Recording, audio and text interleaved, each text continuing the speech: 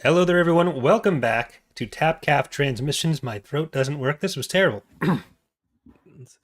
Run it again. All right, you want to? We'll do that again. Hello, Yeah, everyone. Don't talk over me then.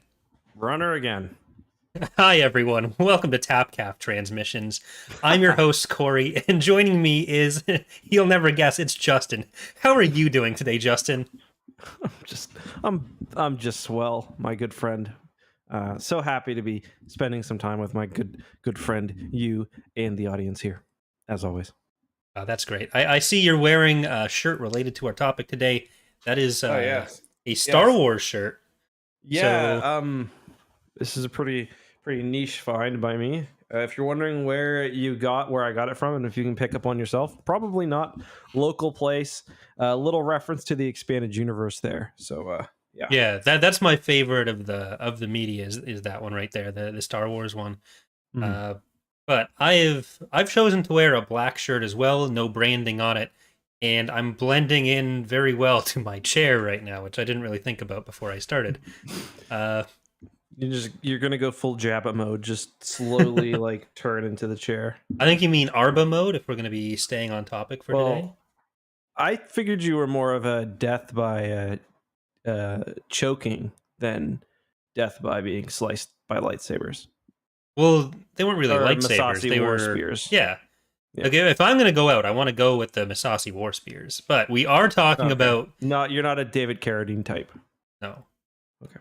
I'm a Neo Carradina shrimp type, I guess, but Okay. we are going to be talking about Tales of the Jedi's second chronological arc, Fall of the Sith Empire. Don't worry, it'll get better. But yeah, so you've been away. We were originally going to be talking about either the new book by Adam Christopher. I forget what it's called for some reason. Shadows of the Sith? Shadows Or of the Sith. Shadow of the Sith. Yeah. There's only one shadow. And also, or we were going to talk about the uh, Agents of Chaos second book, because we haven't done that in a while, but we weren't sure if there'd be time to read it for you this week, so we went the safe Would route. not have been Yeah. time. Yeah, no time at all. So we're gonna do Shadow of the Sith next week, and then we'll be back to the Vong after that, most likely.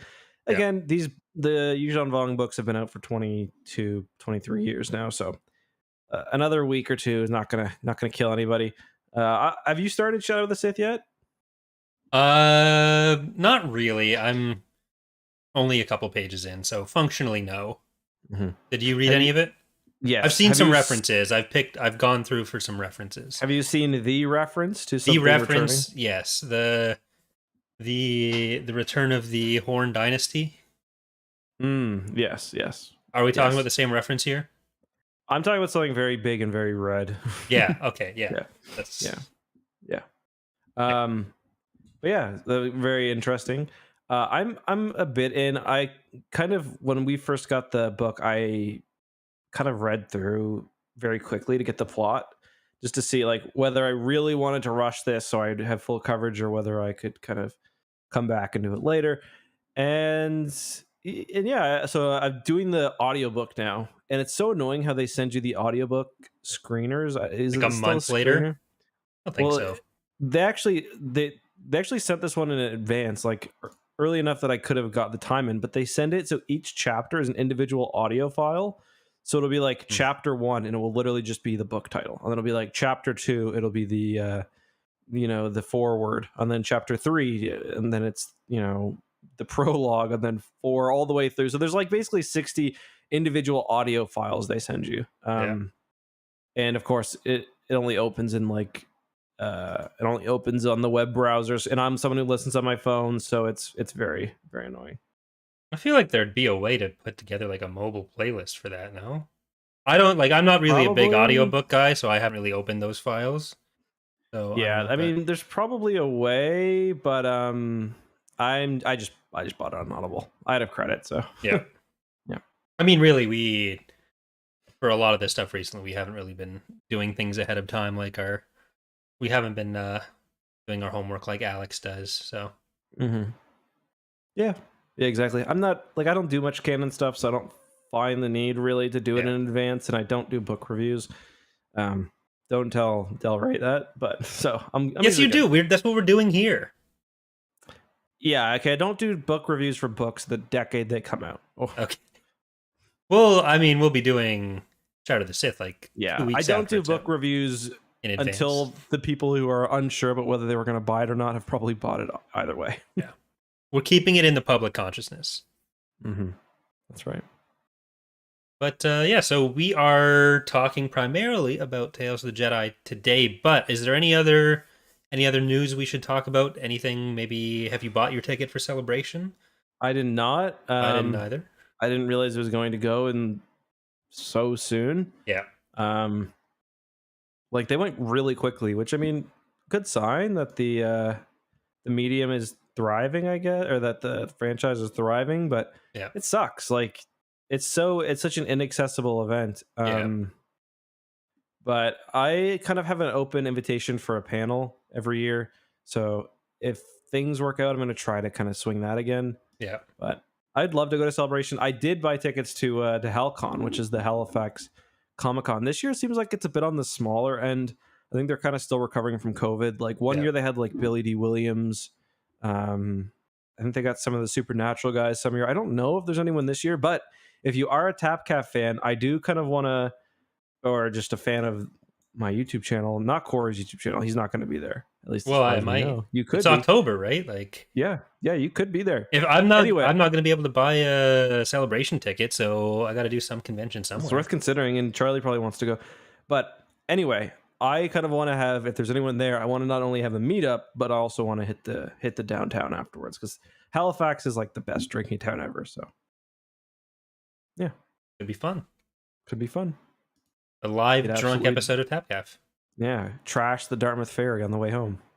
See if it lines up with the rest of the NJO schedule. We'll get Ilkin up there and do our live episode for which book do you want to do? Star by Star? I'm sure he'd come in a moment's notice. It's not that far. Toronto, it's like an hour and a half flight. It's closer to London than Ottawa, I think. Yeah, probably. It's probably pretty close. I think we did the math. I think Halifax is kind of like right in the middle, isn't it? Yeah. Yeah, which is insane. Like at least St. John's is. Mm-hmm. There's a huge distance between Halifax and St. John's too, so. Yeah, I was in PEI this weekend, and it's like the rest of Canada, except it's just so clean and so like manicured. Like you can tell that like there's a fucking. I'm like in that Breaking Bad episode where there's a fly in here. Fucking Ryan episode. Johnson. Yeah, Ryan Johnson, never leave me alone. But I think he did that one. But anyway, yeah, I was in PEI this weekend, and it's like all of Canada, but you can tell it's based. Their economy is like totally based on tourism, because the entire you'd go down like a back dirt road, and it's and like potatoes. Yeah, and potatoes. But like every hedge is fucking manicured. It's like the most clean. Like, yeah, I could definitely like see myself either getting like a cottage there, because it's only like 3 hours away, which is crazy. It's closer than Cape Breton, or like retiring there someday. Yeah, it's bigger than you'd think too. Yeah, it is. Like you can drive from like the Confederation Bridge to the like the north end of the island in like half an hour. But I think if you were going to go from like Charlottetown to whatever's on the other end, I think that would probably be like maybe 4 hours to drive across the island. It's a pretty wide island. It's not a tall island, but yeah. Have you ever been? No, but I've been there on GeoGuessr a few times. So there you go. I imagine it's a pretty easy one on GeoGuessr. Red dirt, a lot of big fields. Dane and I have gotten really good at GeoGuessr in general, so everything's easy. So. And a Green Gables reference. You can't go more than like half a click without some sort of Anna Green Gables reference. It's like, oh, this is the Montgomery house. This is fake. I forget what the town they created for that was, but yeah. Avonlea, is that it? I don't know, but yeah. There was like I think a Netflix show made of Anne of Green Gables, like I think there was a 2 years ago one. Yeah, they make a new one every Yeah, he used the Head by a Century as the theme song. Yeah, which was cool. There'll be another one remade in like 2 years. That show was actually pretty popular, and people were maybe it was Netflix, not CBC, but people were mad when it was canceled. I think it might have been picked up by a streaming service after CBC dropped it. Okay. But because Dana just finished watching it relatively recently. Anything to get the Tragically Hip out to a wider A new audience. audience, yeah. Yeah. You're gonna be pissed when they find out Gord's dead. We still have Sinclair though. Oh, he looks pretty. He sounds like he was pretty young. And this song is from the 90s. He's got to be must be work. Oh no, he's dead. Fuck. Yeah. Yeah. All right. Well, what did you think of the Sith Kind of and their annoying empire that. falling? Kind of annoying that they spoil it right away, right? What in the Like, name of the name of the yeah, comic? Fall of the Sith Empire. Like I didn't know whether this short 5-issue series was going to wrap this plot up or whether So we're going to see more. did you walk into Empire Strikes Back and be like, God damn it. Now Well, I know what no. they're gonna do. Because the Empire Strikes Back in that within the first 25 minutes. Yeah. Well, Right? this was one of the prequels, right? So Yes, that is so true. it was they didn't really have. You kind of knew already what was going to happen. I suppose that is true, and I'll give you a points for that. You've got me at a disadvantage, but new fans discovering it every day don't remove all the dramatic tension with the title right away, right? I want Star Wars to reissue this one and have it be like Fight of the Sith Empire, Or who knows what happens to the Sith Empire? Yeah, Keep it open. Mm-hmm. Exactly. Yeah, no, I liked it though. It was, I mean, we've talked before. I don't think either of us are big comic book fans. No. And this one really suffers from one of the kind of things that we've talked about other comics suffering from, in that it just feels so rushed. Yeah. Like major kind of story beats take place on like 1 or 2 pages, 6 panels, 10 panels. And it just feels like it's moving. And that does kind of make the story end up feeling a little bit, I don't know if cheaper is the right word, but maybe more inconsequential. For me, at least, as someone who's primarily a novel reader. Now, I know there are a lot of people who probably disagree. And I will say, too, I feel like way more than reading a book, a comic is something that you really get a benefit from having a physical copy of. Yeah. Because I was reading this one online. I've read comics, like I've got the old Marvel comics and the old newspaper dailies, and it is a completely different experience when you're reading a physical comic book. Yeah. In my kind of experience, at least. I don't know if the listeners or the chat agrees, but it's kind of my feelings on that. Like I think there's definitely an element to it where just like comics as a medium appeal to you and me less. So like we're probably gonna have a different opinion than like comic lovers on some of the pacing elements. But I do think this is an example, or this is an arc where even that notwithstanding, it does feel quite rushed.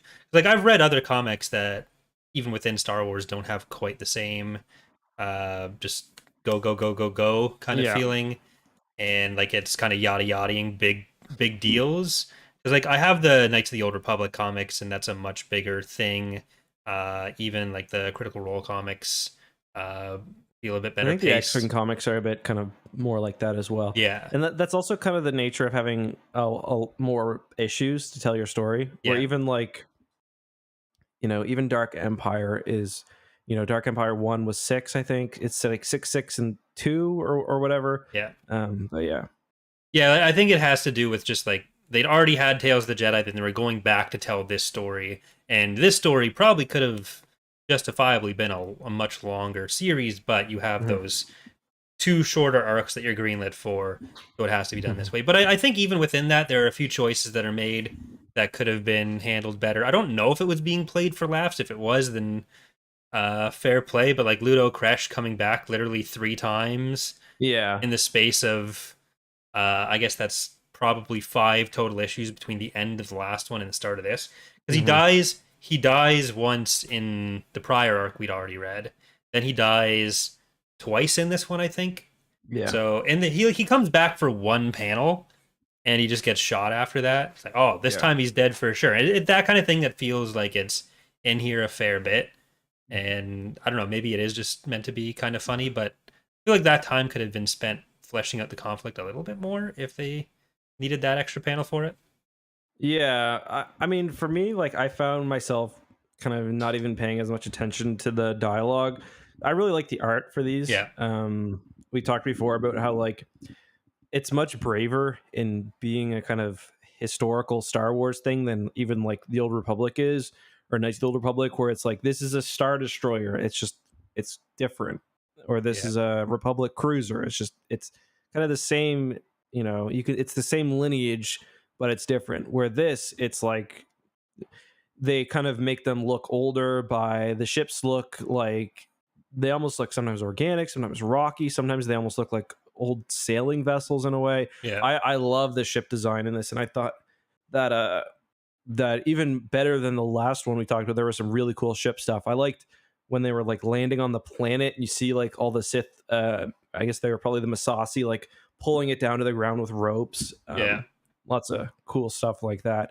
So the art was really kind of fun. I liked the kind of Battle of Coruscant was great.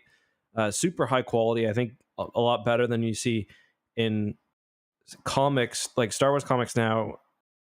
From I only have limited experience, but there's a lot of really bad art. Mm-hmm. And it's not even the artist's fault. It's just like, it's a pretty well-known phenomenon that the timelines that comic book artists have to deal with just aren't reasonable. Yeah. So they rely on a lot of, tracing either of movie scenes or photoshopping actors' faces or, fan art. And it just looks really bad. Sometimes you can tell the story was built around, I've got this one scene that I can trace and it'll be an entire page and that will, help me make my deadline. Where in this, it's like it felt, like proper art, which was really cool. Yeah, it's definitely a really neat art style. I don't love the Coruscant depiction, but outside of that, I think it works pretty well for the time. Like Yeah, there's and a to lot be of fair cool to the fleet shots and everything. yeah, and to be fair to Coruscant, this would have came out before the Phantom Menace, right? So Yeah. yeah, so the idea of kind of what Coruscant was is still kind of up in the air a little bit. So yeah, I'll Well, give it them a is. It bit. does feel a little bit too reliant on like, these are the ancient cultures of Earth that are now in Mhm. space, and Pyramids and stuff. like I can get past it for like Koros Major and stuff, and having that area be more based on Mhm. whatever art style. But then it just everything in the galaxy ends up kind of being pyramids, Mhm. which I don't know. Yeah, yeah, Don't love that's it as definitely a much. problem where it's like we can make this seem old by making the bad guys look like pharaohs, or like not actual pharaohs, but like pop culture depiction of pharaohs Yeah. and whatever else.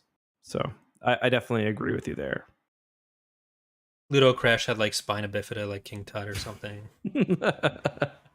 Yeah, basically. I saw Moses in there somewhere. That was weird. I don't know.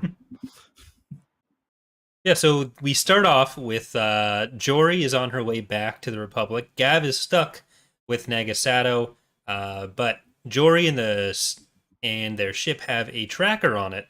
So the Sith are planning to follow back through the hyperspace routes that Jory and Gav found to invade the Republic.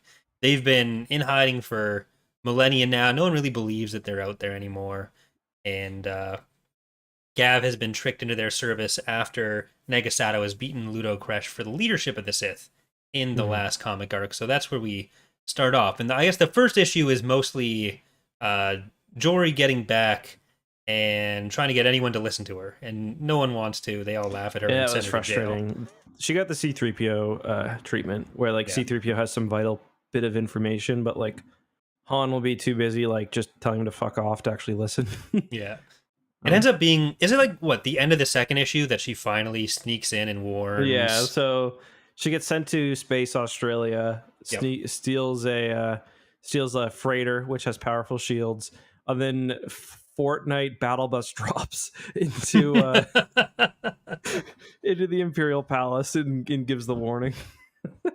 And the best part is like it's kind of unnecessary. Like the Jedi are like, "Oh, I think the Sith are coming," and And the all that. preparation doesn't help at all. Yeah, like they Yeah. don't feel like doing anything about it until she gets in and random lady tells them, Oh, the Sith are coming. Finally, Yeah. finally, we can do something about this. Yeah. And by the way, this is the hyperspace war. There are a lot, I believe, The right? Great Hyperspace Great War, hyperspace yes. war, which I guess it's called that because the Sith aggressively attack through hyperspace. Yeah, But because it was a pretty great war, and it was over the I guess it comes hyperlanes. down to hyperspace coordinates in the end. Yeah. I like. I just always imagined reading about the Great Hyperspace War before reading this comics, especially as like someone who didn't know the lore when I was younger. I imagined the idea of a Great Hyperspace War to be a lot more interesting, like something like maybe even like the High Republic, where hyperspace is somehow weaponized or something. That's kind Yeah. of what I always imagined it as, because I didn't read these comics when I was kind of first getting into the EU. Yeah.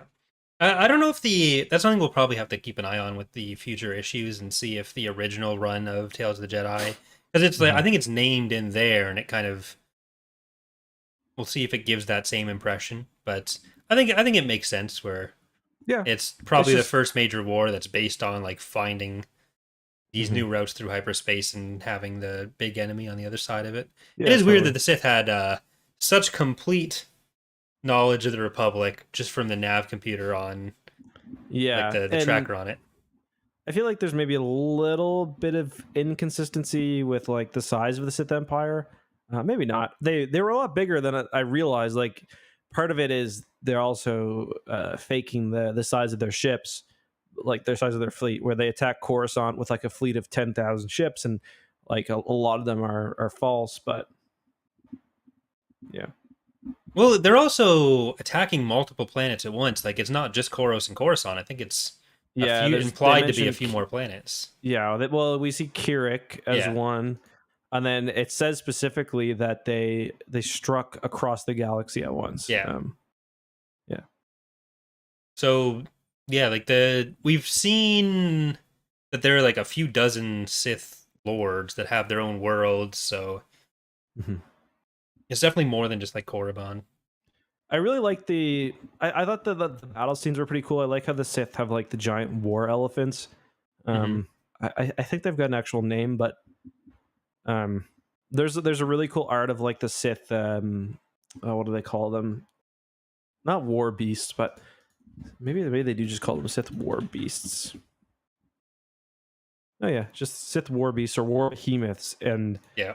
those things kind of appear again. There's one where they're like alongside Sith spawn. If you look up like Sith war beast Yeah. and Sith spawn, they'll come up. There's this really cool kind of, I don't know where it's from. Jedi versus Sith: The Essential Guide to the Force. Yeah, we've had to do a few of the models for Revan's Revenge. Like there are a few of those that we've done, and it I kind of like those better than I like the ones that are literally just regular animals that they're running around with.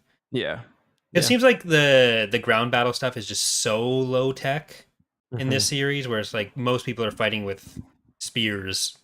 Yeah, and like the lightsabers have power packs and stuff. Yeah, that part I like. That like that's too. an interesting part of like the tech progression, but I just think how limited they did that everything a little else is. better than the High Republic did, where it's like basically the lightsaber is the exact same, but it's got a fancy hilt. You know what I mean? Like it's got an Excalibur style hilt. Where these, like the lightsabers, are both kind of distinct in function and appearance. I think is a nice touch. But the High Republic's also obviously much closer to the kind of lightsabers that we know. It's only 100 so years off. So yeah, I think that works better for the aesthetic they're going for and for the themes of it. Sure.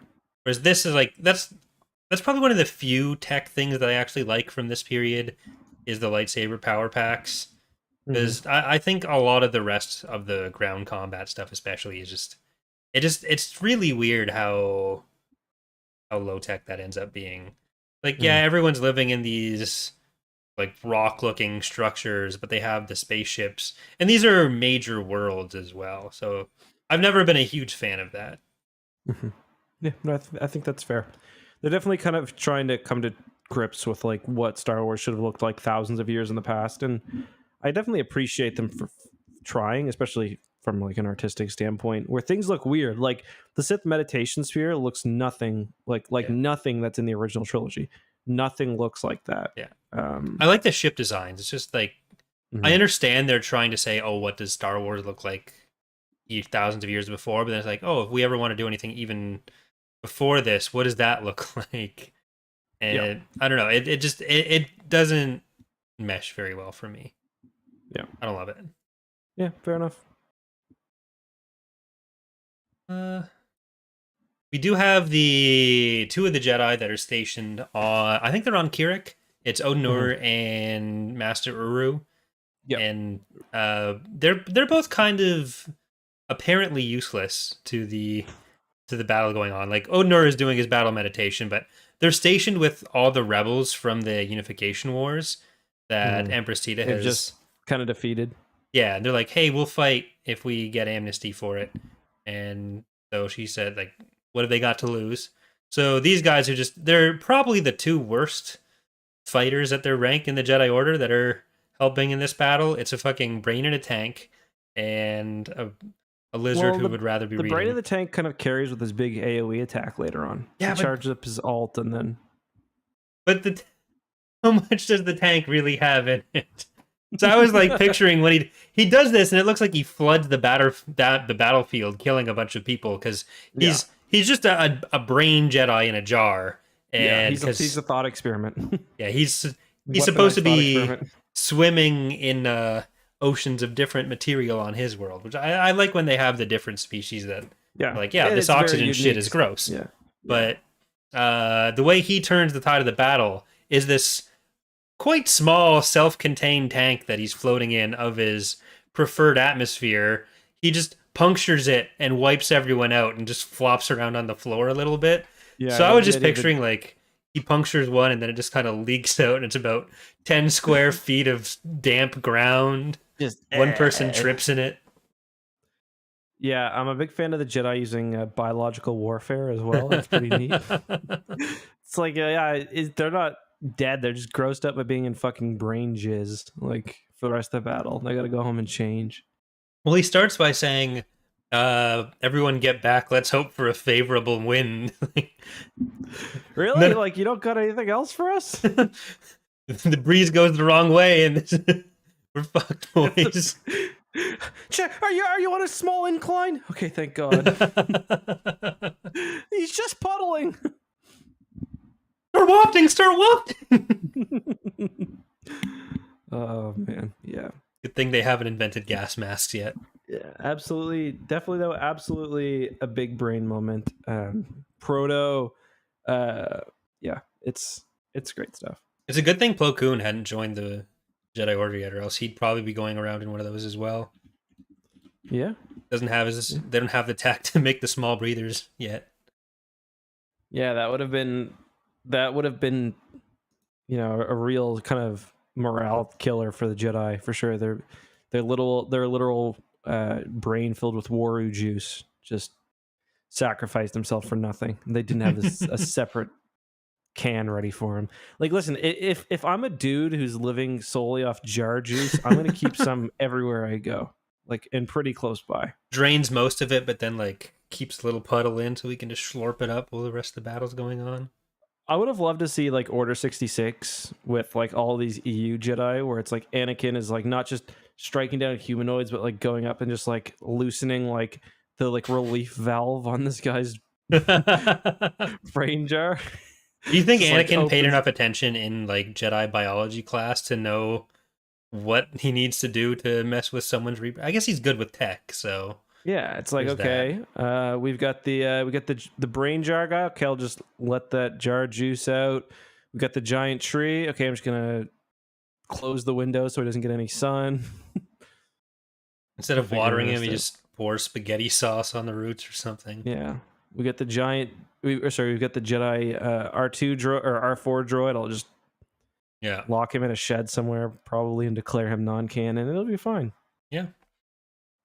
So, on the topic of unfortunate death scenes for strangely shaped beings, we get like a solid 2 pages of a Hutt just getting absolutely blasted here. That was fun. I like that. Did you appreciate the little sign that Jory had made when she was given ownership of Yeah, his I space dealership? yeah. I mean, was it a he? I thought it was a she hut, but anyway, I guess it was a he. But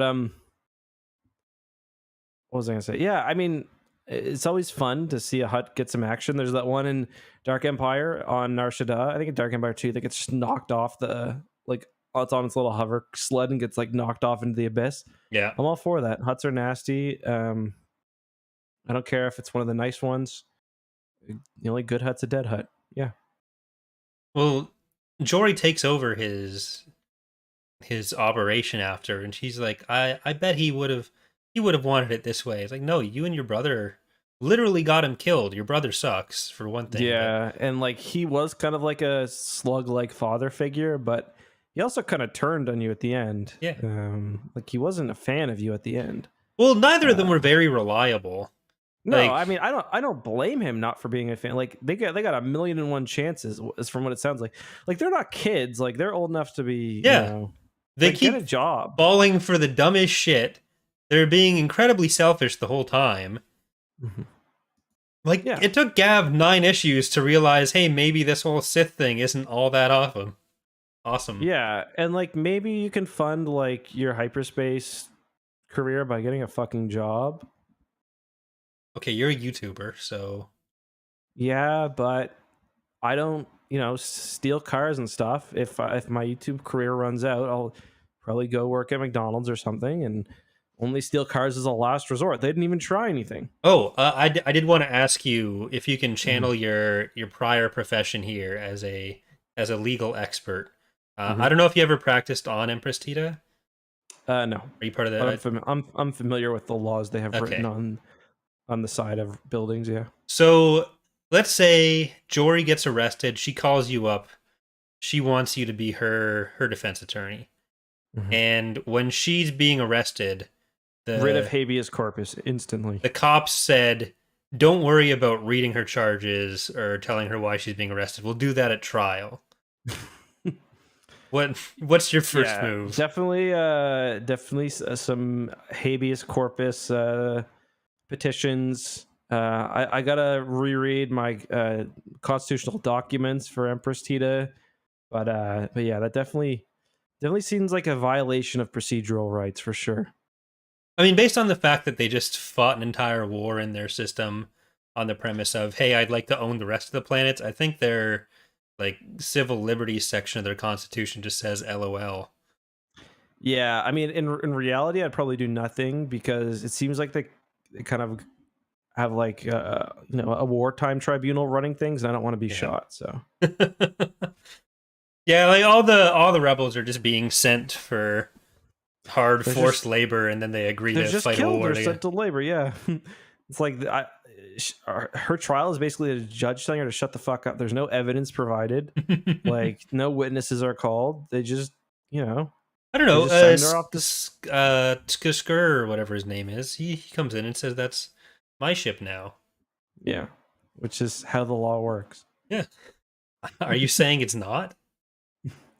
I mean, I might have missed that class in law school, but I was more focused on like tax and admin law. So finders keepers, losers weepers is a real legal doctrine. Yeah. Yeah, like I live in Ottawa, so the Supreme Court building in Canada is accessible to me. I whenever they're in session, I just run in and say, "Hey, that's my spaceship now," and it's never That's why Beverly. applicable, but That's why Beverly McLaughlin retired. She got so fucking tired of it. She's like, he won't shut up, and he wins every time. we can't keep building these spaceships. The country just can't afford it. We're out of precious metals. Yeah. We had to sell our Santa suits. I love the Santa suits. I remember the first day, or one of the first days, walking into law school. We had like our big thing in the main room with everyone there, and I walk out and I turn to my right, and it's just the Supreme Court justices in their Santa attire, and I was just like, "What the fuck am I doing?" Like this is what I'm. This is the zenith of the profession. It helps you not take yourself quite so seriously, I'd have to assume. That is one thing I love about Canadian law, where like I love the fact that like I'd say 99% of Canadians can't name a single. What's the over under on that? 99% of Canadians, more or less, can't name a single Supreme Court justice. One that's currently on the court? Yes. Uh, I'd probably take over on that. Yeah, like I think you'd need a room of like, if you're excluding lawyers, I think you need a room of like probably 200 people. Maybe you get one really well-read person. But yeah. I feel like if you're allowed to say any former but still living uh judges, I think enough people are gonna just say Bev McLaughlin. Mm-hmm. But yeah. I'd say Lure de Bay if I had to choose one, but I like it's the same thing. Like guaranteed, most Canadians can name more American politicians, way more American Supreme Court justices. I'm happy it's that way. yeah. Yeah.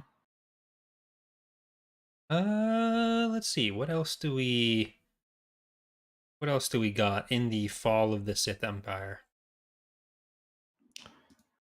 It's not a particularly plot dense set of happenings. The Sith Empire do be falling. Do you think it's the same Sith meditation sphere that Ben makes friends with? Yeah, I think it's supposed to be, isn't it? It's just called Ship, right? I wonder if that's been. What if that's been specifically named Ship? Oh wait, no, that's just talking about ships generally. I looked up Ship Star Wars wiki and expected Sith sphere. Expected something to come up. I guess it's not clear. I mean, it could be another one. I kind of imagine that it's supposed to be the same one. Well, one thing that I really liked, it kind of reminds me, I really like the ending of this where they do go to Yavin and they build the temple over the Sith ship. Do they ever like talk about that? Like they talk about obviously how they were the Masasi temples and stuff, but do they ever like find that ship there? I'm not sure if the ship itself gets found there, but like that's where Exar Kun goes. So when we get to the Great Sith War stuff, there's a lot more that happens there. So I assume the ship is involved in that. Mm-hmm. Yeah, there's also just kind of an evil there. It's like literally the worst place to make a Jedi temple. Yeah, and Oden just finds a fucking Sith holocron. It's like, let's take this to Oshish. Yeah, I love how he just wants to be chilling, listening to audiobooks the whole time. Yeah, I think he does live for another 1,000 years. Which is pretty sick, to be honest. Yeah, he only dies. So he makes the library on Ossus, and then when Ossus gets destroyed, he doesn't die in the destruction. He dies way later because like he gets trapped inside his library. So kind of as predicted. Yeah. Entirely surrounded by his books. Like he wanted. One thing, a small spoiler from Shadow of the Sith as well. You've probably seen this if you had any interest in Star Wars, but they've called, and this is like within the first, I think 5 or 10 pages of the book, they've specified now that Luke's temple is on Ossus in canon. Okay, so that's where that is? Yep. So we've had live action Ossus. Yeah, we have. We had live action Ossus and Tython. Yeah, assuming he only has one temple, which I think is probably a fair assumption, but it would be kind of lame if like the upshot of Kylo destroying the Jedi Temple was just, but don't worry, I had another one. Well, that's kind of something that I'm curious to see how this book handles is like the number of students Luke has. And again, I'm only going to talk I want to give you guys a chance to read the book, but I'm only going to talk about stuff that's in like the first paragraph or first chapter, or first few chapters.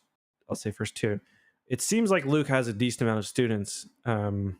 We've seen a lot in scenes, like when they've all been standing around. Yeah, and what I'm more curious about, and I think I want to know, like the students all seem very young though. it's not like in Legends. It doesn't seem to be like in Legends where he picks up, like Kip Duran, who's kind of a teenager, or like Corran Horn, who's an adult.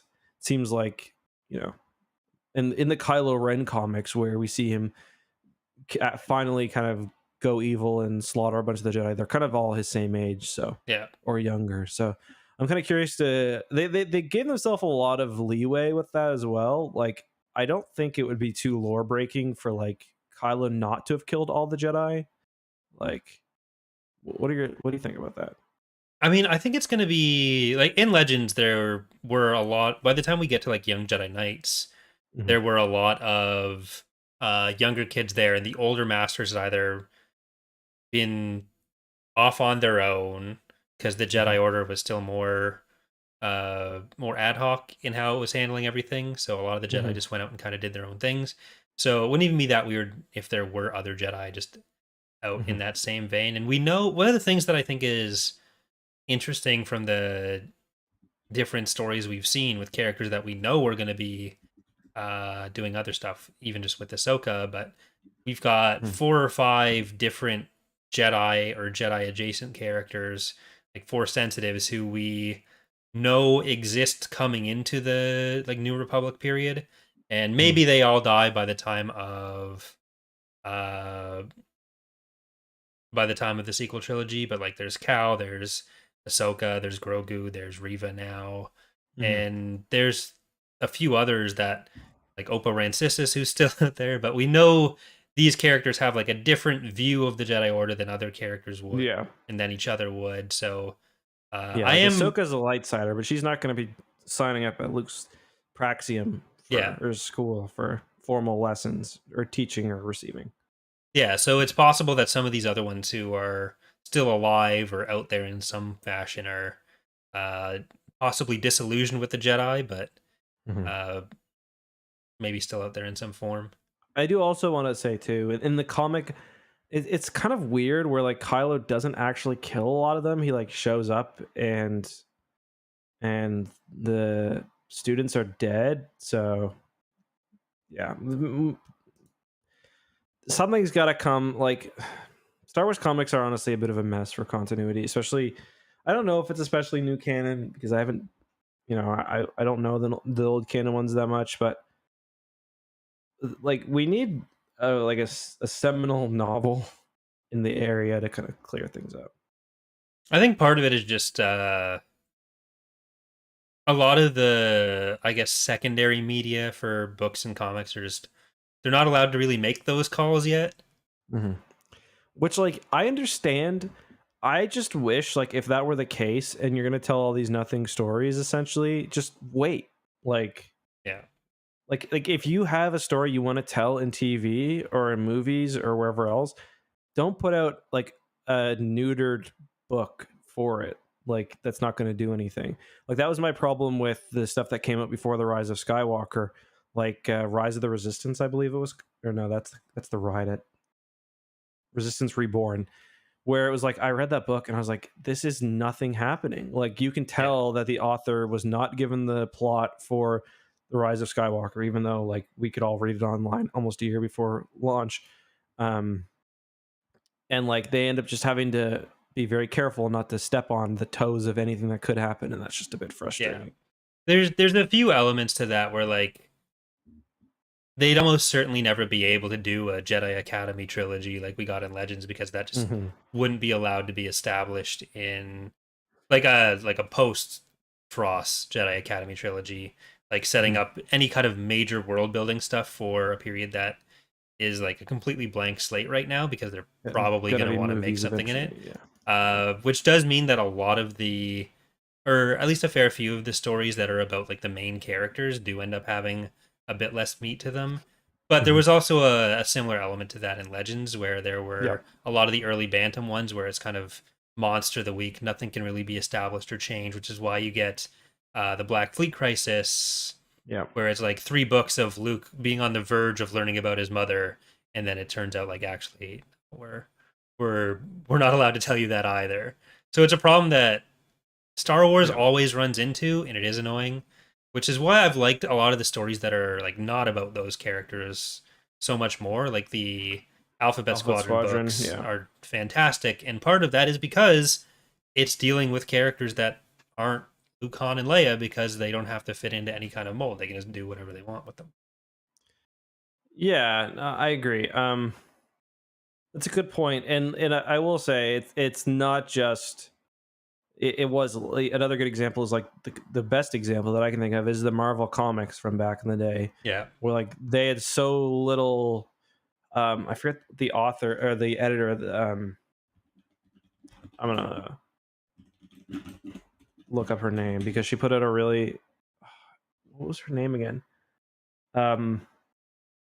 Anyway, she basically explained how in an interview that they couldn't do anything. They couldn't mention this. The Marvel comics they would run. They did the movies, and then they would do the times in between.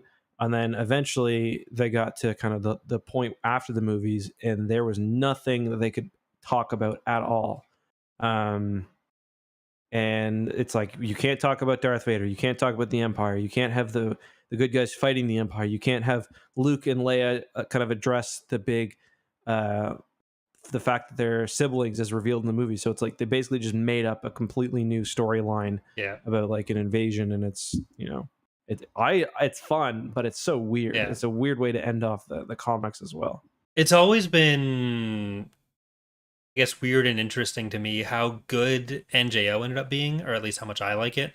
I know that's not a universal opinion, with the fact that it did manage to do a lot with the characters, and there were a few like reasonable takes on like how the Jedi used to work at a time that like the prequels weren't just something that may happen that we need to be aware of and not make any big decisions on. They were happening now, and they just weren't told anything that was going to be in Mhm. them. They were still Yeah, able to do what they did. So that's kind of I like think a big exception to the rule that like this is all stuff that happened with Legends. This is stuff that's happening a bit with canon as well. I wonder if part of that was just like the acceptance that like there's a very real possibility that these books are just going to be completely ignored.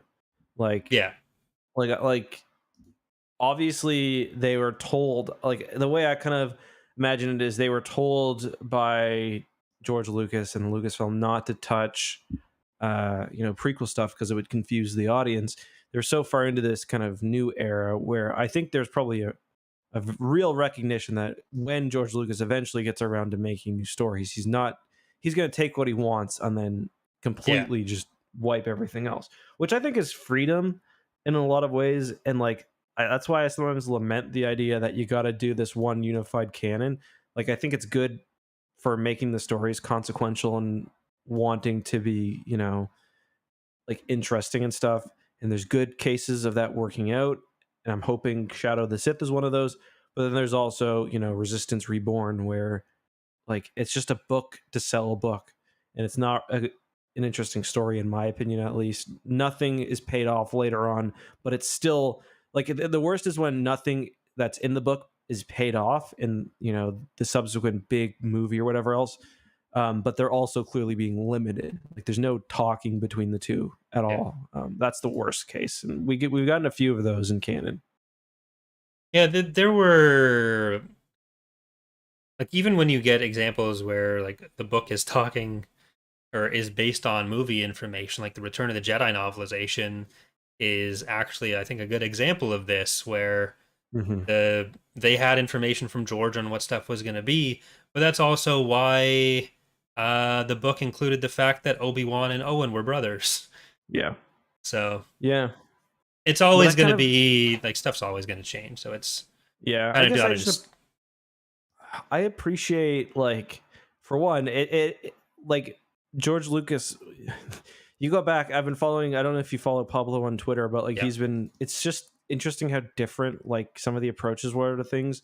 Like there's all the secrecy about the new movies where like back in the day they were literally like live streaming like them making episode 3 if you were a hyperspace member. Like you yeah. could go on and watch a camera of them making the movie. You know what I mean? Like, and it would be like, oh, like Pablo posted a thing. He's like, this is when Chewbacca showed up for first time. And if you were watching the stream, you would see Chewbacca's going to be in the movie because he's on set. Um, That was also at a so time when everyone was still like learning what did or didn't work on the internet, like what you could or couldn't get away with when spoiling a movie. I don't even think it was more than I don't even think it was just that, because like they were willing to spoil the movie. Like the game came out before the movie did. But this and is that also, we knew what was going to happen. There were no surprises that were coming in episode 3. Yeah, I suppose that's true. I guess that's fair. Like, no one was thinking, oh, is Anakin going to turn out to be Darth Vader? Like, okay, how does Anakin become Darth Vader? We know Dooku had to die. We know that Palpatine shows himself as the Empire, or as the Emperor. We know Anakin and Obi-Wan fight. So there's not really, even compared to like episodes 1 and 2, there wasn't really as much to, there's nothing to spoil with that movie. You've seen the other 5. Yeah, that's a fair point. Fair point. Yeah, I think we've pretty much covered Fall of the Sith Empire, though. Is there anything else we want to talk about on that? Nope. Do you want to? Fun read. I'm not going to rate it just because I'm not a comic guy. But do you like it more or less than the last one? I like it probably less. I like the art more, but I like the story less. Honestly, I really enjoyed the first few bits. I like the elements of exploring, like the bit we get of the Daragons. Kind of, we learn about how they're blazing these new hyperspace routes, and before things get going a mile a minute is the stuff I enjoyed the most. So yeah, pour one out for Gab Daragon. Yeah. I think I like it overall less than the first one. The later issues in this, I think, are stronger than the earlier ones, but yeah, so a bit less than the last one. I do like the Jedi advisor that gets sent to Coruscant. I think he's underappreciated. Yeah, he ends up looking completely stoned when he's talking to some of the people in one of the frames, which I absolutely loved. His eyes are like glazed over, but yeah. So we've got a couple. Do we have a glup shit out for the week? I did the last one, I think. So I think you're up next, right? So maybe we do that next time or the time after that. I'll have one ready for next week then. Beautiful. Okay. What did you do last time? Who did I do? I was going to do the Tonica sisters, but I didn't. Who did I end up doing? Someone from the Mos Eisley chat. Do you remember? It was someone from the Mos Eisley Cantina, I think. Who did I do? We'll I don't remember. Let me. I'll think about it. I'll think about it as you read the first question. We did get an email from Baikanon, which was mostly Obi-Wan questions that we kind of talked about in the prior one, but I do want to read the opening line for that. Oh yeah, Key and Farlander. Oh, and okay, those who survived the Death Star. Yeah, okay. Thank you very much, Seamus. So Baikanon called us Greasemeister, Eckharts, and Dollar Tree Star Wars Explained. So it's honestly fair. Thank you for that.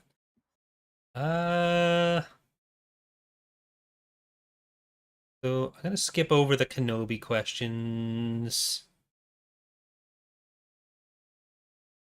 So Tavosity asks, do you intend on ever going back and doing episodes on older shows or the campaigns of video games like KOTOR, Republic Commando, Squadrons, etc.? Could be fun to sprinkle in when there isn't an ongoing show. Keep up the great work. And I'm happy the Only Star Wars podcast is a fun one. Yeah, we're definitely planning on doing that. I think the one we've talked about most prominently would be Rebels. Yeah. I'm a bit kind of apprehensive about doing a long game like a KOTOR, for example. Yeah. As much as I would like to, and I'm definitely not saying it's off the table, but I just don't stream right now, and I don't have time to be playing games, like especially Star Wars games where I do Star Wars all day. If I want to like take a break, I'd probably play something not Star Wars related. Yeah. Maybe closer to the release of KOTOR remake, it'll be feasible. Yeah, but I think I'm not going to guarantee this, but I would definitely want to do a what's it called? Jedi Survivor, for like any new game. I think we might as well talk about. Yeah, and like Rebels is one that we've wanted to do something with for a long time. The only difficulty with shows, or the biggest difficulty, is that like working it in is going to be a bit tough, especially when other show releases are kind of ramping up. So like the off weeks Yeah. are already going to be covered. Like they've been with Kenobi, and when we're so far behind on other books, like we got to make sure we get those in properly.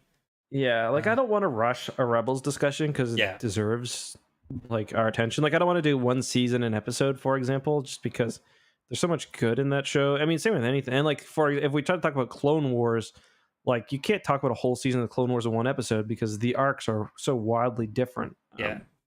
I mean, And I we'd just probably end up doing like the 3 or 4 episode arcs as one Mhm. episode. Yeah, But which is the right way to do it, I think. Like it's hard for Rebels because Rebels doesn't really do that, not the same way. Anyway, yeah, there's a few solid arcs, but like the Mhm. Mandalore stuff. But I think it's really just the Mandalore stuff where you have 3 or 4 episodes in a row that are Yeah, Mandalore. like a lot of Rebels is like they'll do like I actually really prefer how Rebels does it, where they'll kind of spread an arc over a season and then kind of have burner episodes sometimes, or like single mission episodes or whatever else. Um,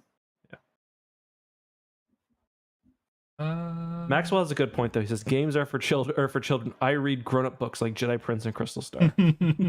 We do still need to do the rest of Jedi Prince. Yep, we do. Let's see. We have from Joel, how do you think the Tales of the Jedi handles the whole Sith fall and then return cycle that would later plague so much the Old Republic and later EU work, especially considering this was before the prequels? I think the reintroduction was fine. Obviously, it's a bit like it tidies it up pretty quickly though. Yeah, like it's definitely it ends up feeling rushed, and then like they just keep reintroducing them with each subsequent story. So Yeah, it's one of my least favorite parts of the old that kind of pre OT era or pre prequel trilogy era is how the Sith are handled. That's my big hope for something that the sequel trilogy or the Disney canon does a bit better.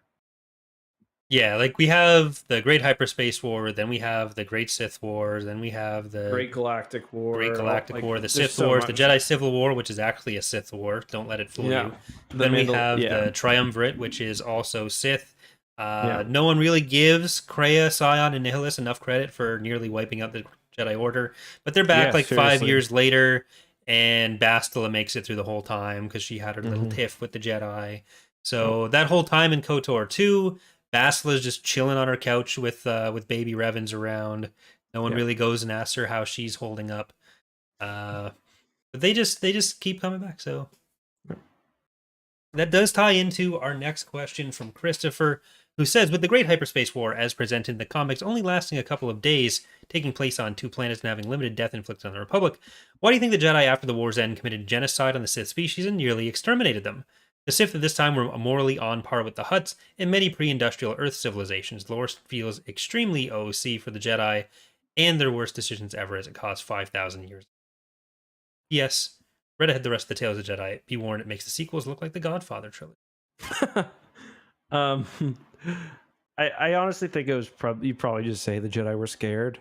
It's probably like supposed to be a warning on how not to act when you've vanquished your foe. Yeah, I think there's also meant to be a bit of like off-screen other stuff is happening, and it's like a longer period of time or more planets getting invaded. But it part of it is the presentation, part of it is the format that makes that not come across the best. Yeah, because like there's a bunch of the Sith infighting before they invade, then you get a bit more Sith infighting, then you get the Jedi coming in, and because of how tight it is, we don't get much time to see how bad the Sith are or what their problems are. Because yeah, like the Jedi and Empress Tita just go and wipe the floor with them. So yeah, I think the Sith were gonna probably want to invade again after that. Anyways, I don't think that's necessarily from them being wiped out. But yeah, yeah, for sure. All right, we do have a few other Obi-Wan related questions, which Might as well. We got a few minutes if we want to, because I don't know next time we're going to be coming back to the topic. If you want to talk about it, I'm just trying to make sure it's stuff that we hadn't quite gone over. Oh yeah, for sure. Before, because In a the lot of meantime- these we did get even if we didn't talk about them like quite the same Yeah. format, a lot of them are questions that we kind of talked over at least broadly Yeah. with like Riva. If you and want to do that, Novi. I'll do an update on the reviews and stuff if you want. Sure. By the way, guys, if you haven't already, consider leaving a review for the podcast. I know people say like on YouTube, drop a like and stuff, and you kind of know in your heart of hearts, it doesn't matter. When it comes to podcasts, reviews really do matter a lot. And there's actually a new site called Chartable, and I can see that we are now the 179th ranked podcast for film and TV in Canada. We are 150 in Australia. We are 240 in Austria, and we dropped out of the rankings in Brazil. So, and in Great Britain. So let's get back there. If you guys leave reviews, I would really appreciate it. It helps. We spend a lot of time on this podcast when I could just be ripping off articles from the Essential Guide to Warfare. But we do get a couple new reviews. We got one from Matrix who says, love this podcast so much. Been listening on Spotify using my alternate account, Matrix, and I think iTunes gives up my real name, so oopsie. Okay, I'll make sure not to read your other one. So much fun listening every week with Corey and Eck and listening to their Akbar Winter relationship fanfics. Again, Not fanfic. Yeah. Surprised that the big mouse himself has not shut them down for just that, but oh well, I guess we'll never see them at Star Wars Celebration. Probably not.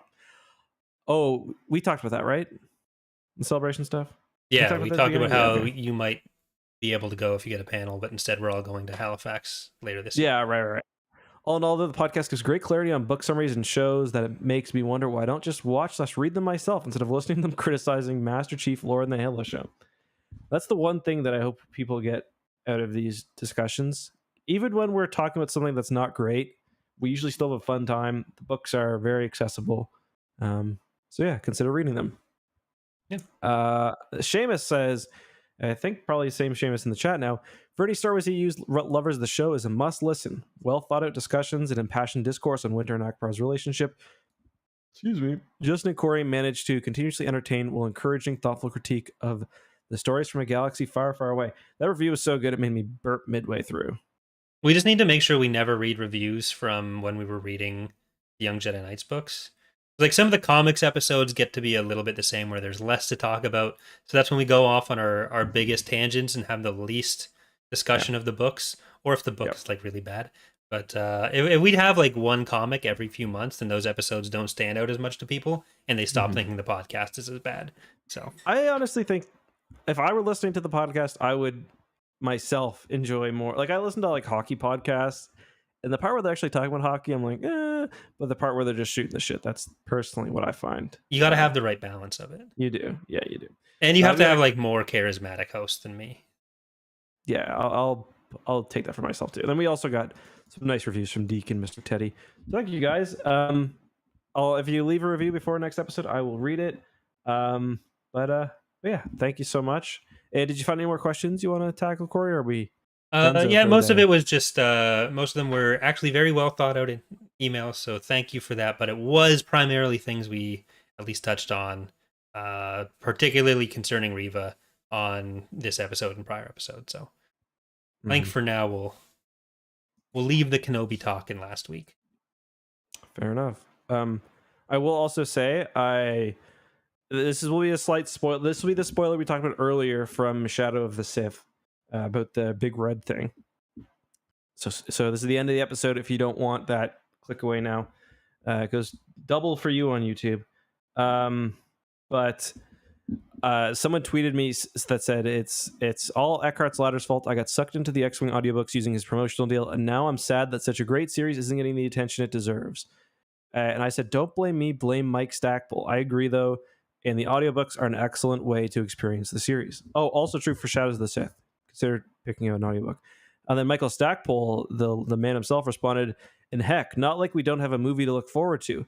With that and the errant venture being canonized in the latest novel, we're almost there, winky face. So Michael Stackpole has been tweeting. It's been really nice to see how kind of excited he is about all of his creations being brought back into Star Wars. So just thought I would share that to end off the episode. And so the context is Lando is talking about gambling on the Errant Venture. It's italicized, so it's a ship name. We're in. We're in. Ladies and gentlemen,